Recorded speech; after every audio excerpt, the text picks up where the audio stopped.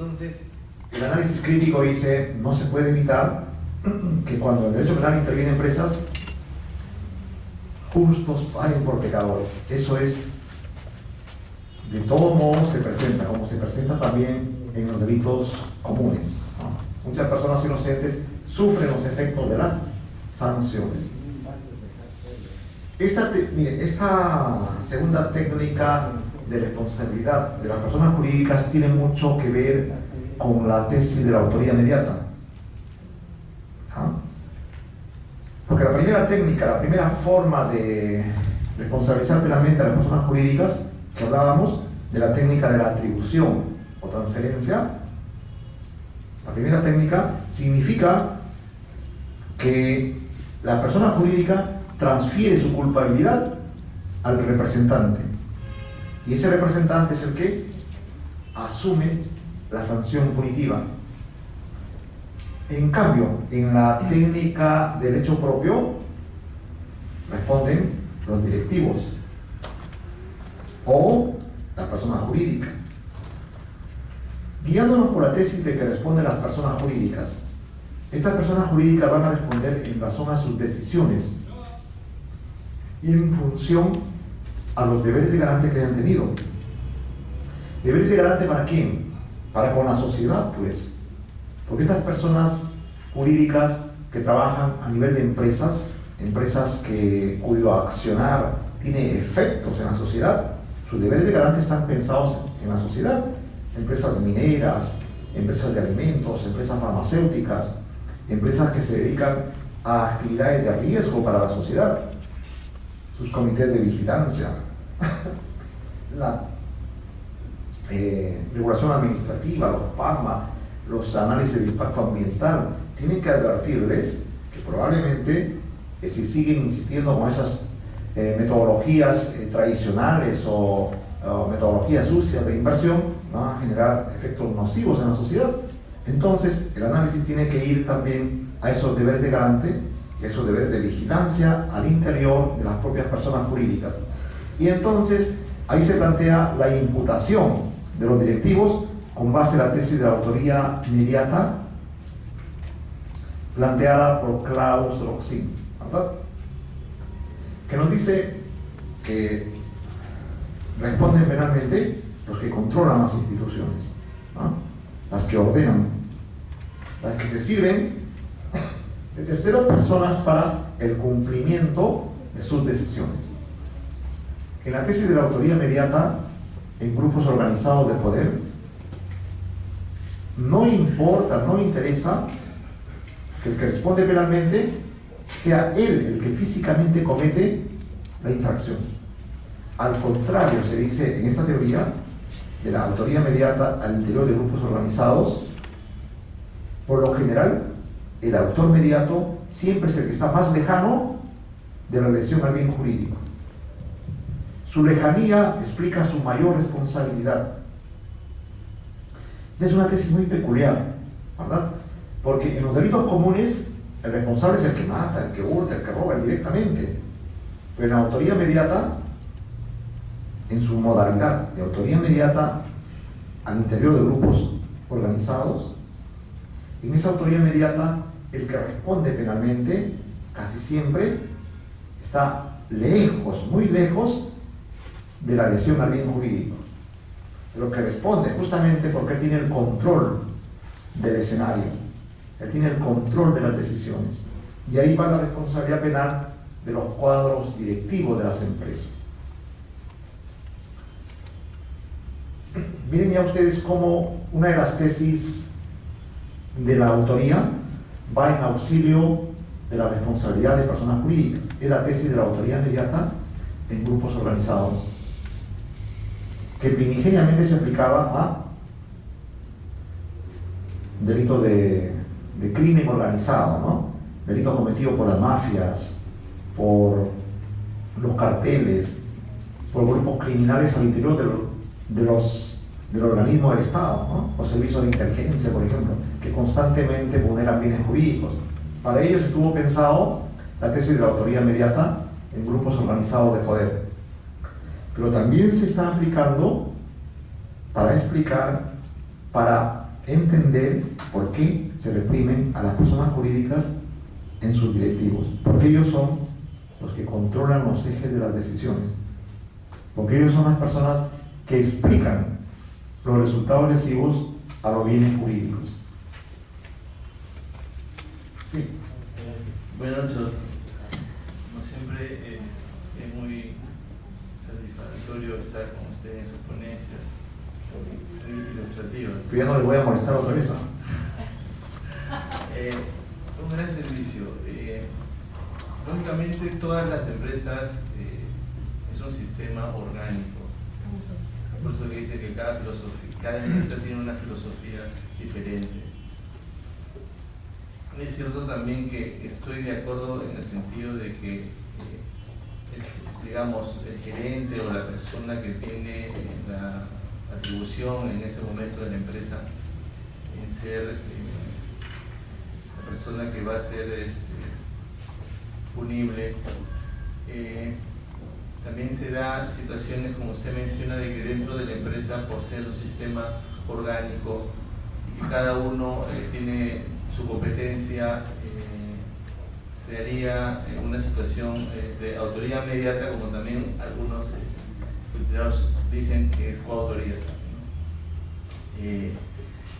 Esta situación que tiene que ver con el dolo y con la culpa, en las personas jurídicas se daría más la situación de la imputación objetiva yendo al punto de vista no de dolo o culpa, sino competencia, atribución o competencia riesgo. Claro, como dijimos la vez anterior, las tesis del fundamentalismo normativo son las que se aplican idealmente al tema de la responsabilidad de personas jurídicas. Es lo que vamos a ver cuando abordemos el tema de la acción y la culpabilidad, ¿ya? Ingresemos a esos puntos.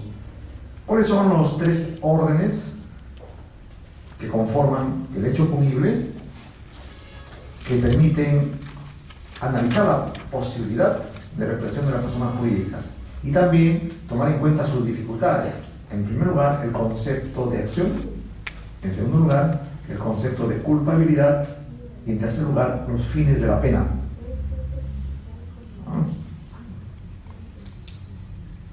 Acción. Si tomamos en cuenta el concepto finalista de acción que está en nuestro Código Penal, artículos 11 y 12, que dice, artículo 11, son delitos y faltas las acciones u omisiones dolosas o culposas penadas por la ley. Artículo 12, las penas establecidas por la ley se aplican siempre al agente de infracción dolosa.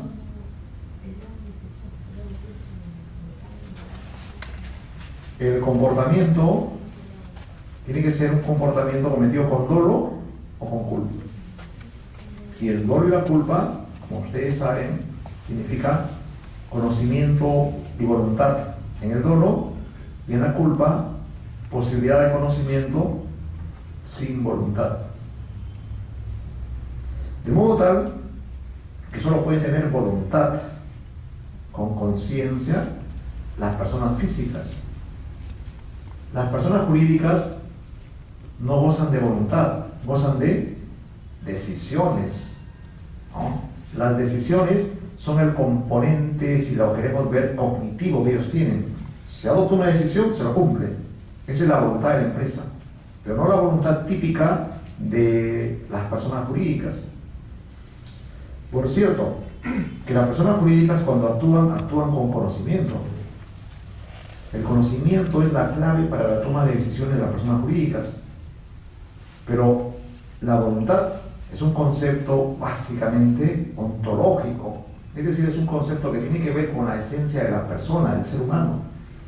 Hasta ahora no se reconoce que las personas jurídicas tengan voluntad en el ámbito penal. No obstante, el concepto puede ser también analizado, ¿no?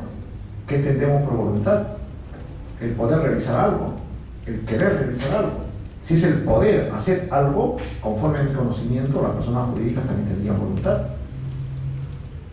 Si conceptualizamos la voluntad como el querer hacer algo, el querer ya supone un concepto subjetivo. Y ahí sí habrían serios problemas para considerar que las personas jurídicas quieren hacer algo, pueden o no pueden hacer algo. El concepto poder, que define también la voluntad, es un extremo conceptual de la voluntad, puede ser aplicado para las personas jurídicas. Pero el concepto conocimiento definitivamente siempre entra en el análisis de la toma de decisiones de las personas jurídicas. Entonces ya vamos viendo que no es tan compleja la posibilidad de poder hablar de acción en las personas jurídicas. Actúan, y la práctica constantemente nos demuestra que actúan, porque sus comportamientos producen efectos benéficos, efectos de progreso, o también efectos destructivos, efectos de pobreza. Y dentro de los efectos destructivos, en el ámbito penal, las empresas, pues, constantemente, las empresas lesionan bienes jurídicos, ¿ah? Sobre todo cuando estas empresas son poderosas, no se ajustan a la regulación normativa administrativa, etc. Personas jurídicas, por ejemplo, que no tributan o que falsifican sus balances. Personas jurídicas que al Estado le deben millones de dólares, ¿no? Y empresas mineras, Madre de Dios, transnacionales que no pagan sus tributos. ¿Por qué a ellos no se les puede aplicar el Código Penal? ¿Y por qué sí a los ciudadanos se les aplica el Código Penal? ¿Por qué? Se dice las personas jurídicas no tienen voluntad. Qué simpático, ¿no? Esta forma tan interesante de generar marcos de impunidad para con las personas jurídicas. Estamos viendo que la voluntad se compone de dos elementos: el conocimiento, que digo, la voluntad puede verse de dos perspectivas: el poder hacer algo o el querer hacer algo. Desde la perspectiva del poder, obviamente que las personas jurídicas tienen voluntad en un concepto normativo, poder hacer algo conforme a norma o contra norma. Y desde la perspectiva del conocimiento, las personas jurídicas se guían por el conocimiento. Ahora, si lo vemos desde la perspectiva del dolo cognitivo, la cosa es mucho más favorable incluso para la represión de las personas jurídicas bajo el concepto de acción. Porque la tesis del dolo cognitivo, ¿qué señala? Que no interesa la voluntad en el análisis del tipo penal. Que el comportamiento de las personas jurídicas solamente debe verse desde la perspectiva del conocimiento. ¿Tenía o no tenía conocimiento la empresa minera que cuando envía los desechos industriales a depositarlos en comunidades campesinas pobres, esos desechos industriales iban a malograr la flora, la fauna, los ríos, el ambiente? ¿Tenía o no tenía conocimiento? Sí, señor, tenía conocimiento suficiente. Ese comportamiento es doloso.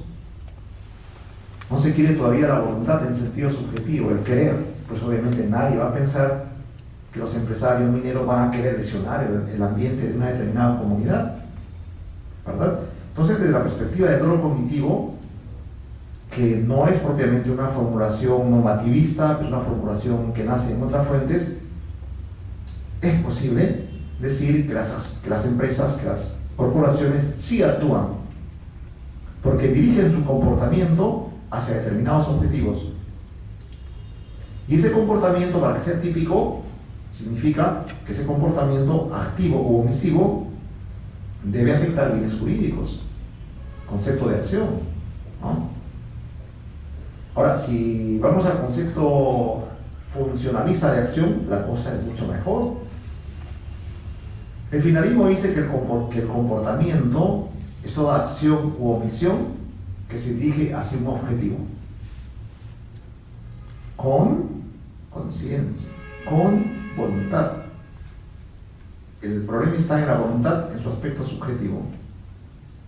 Si seguimos la teoría del dolo cognitivo, se soluciona el problema. Y si seguimos la tesis finalista de acción, las personas jurídicas pueden ajustarse al concepto de acción que requiere el derecho penal.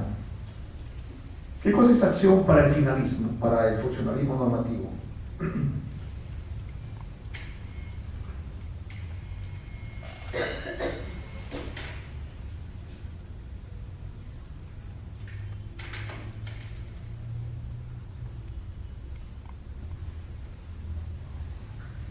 Jacobs ha tenido todo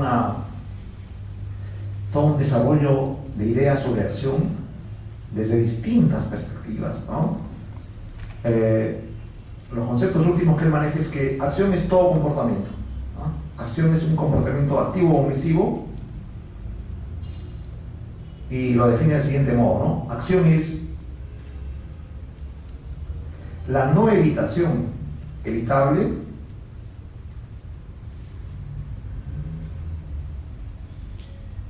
de la vigencia de la norma, ¿no? Acción es un comportamiento que se dirige a vulnerar la vigencia de la norma. Y la acción no se define en términos fácticos, en términos ontológicos. La acción se define en términos normativos. Es el legislador el que define qué es acción, qué no es acción. El legislador es el que dice cuál es el campo de la acción. Si el legislador dice, por ejemplo, constituye acción penalmente, y hay legisladores así, que las mujeres no se tapen el rostro cuando están frente a un hombre, esa es una acción. La norma así lo define. Y todos saben que en los países musulmanes ortodoxos, fundamentalistas, se castigan a las mujeres que no se tapan el rostro. Por ejemplo, la ley lo define así. Ontológicamente, en nuestro contexto cultural, eso es un absurdo. La acción puede significar, por ejemplo, acción penal puede significar, por ejemplo, tener dólares guardados y no dárselos al Estado, no tenerlos en los fondos del Estado. Las economías los países socialistas extremos persiguen, reprimen la tenencia de dólares, por ejemplo. Ese es un delito. En realidad, en la práctica, eso es un delito, es un conflicto. No, señor, pero para la ley sí es un conflicto, es un delito. Entonces, Jacob señala que el concepto acción tiene mucha importancia. La no evitación,